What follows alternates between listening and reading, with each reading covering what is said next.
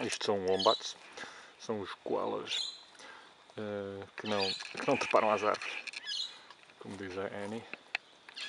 Podem ver, é muito parecido com o koala. E são uns ratinhos assim, grandotes. Ainda são bebés. Chegam a atingir quase 1 metro de comprimento. E já pesam cerca de 30 kg. Uma coisa qualquer. Bem pesados, bem sólidos.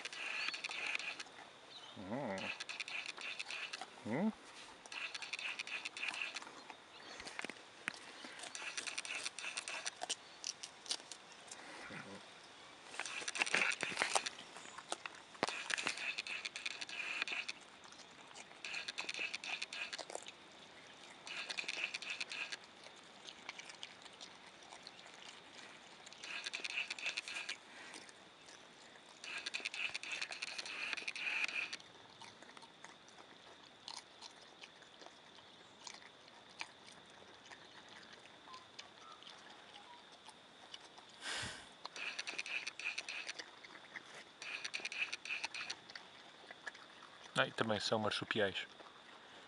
Tem uma bolsa como os cangurus também.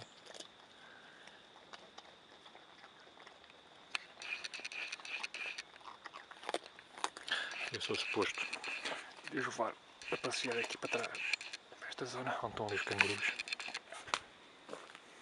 Já estão a olhar para mim.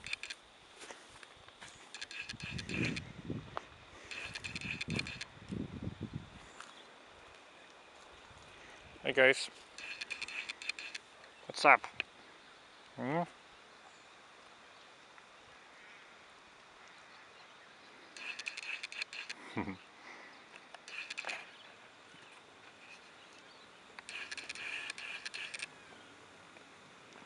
Também são bebés. Têm no máximo 1 ano. Muito gentis. Isto é onde eles estão. Os wombats estão aqui. E por ali também continua. Não temos koalas neste momento. Ainda me assustei.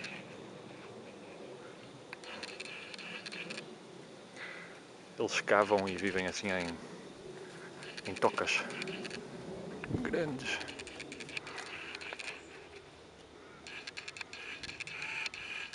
Vou ter que brincar com eles aqui a nada.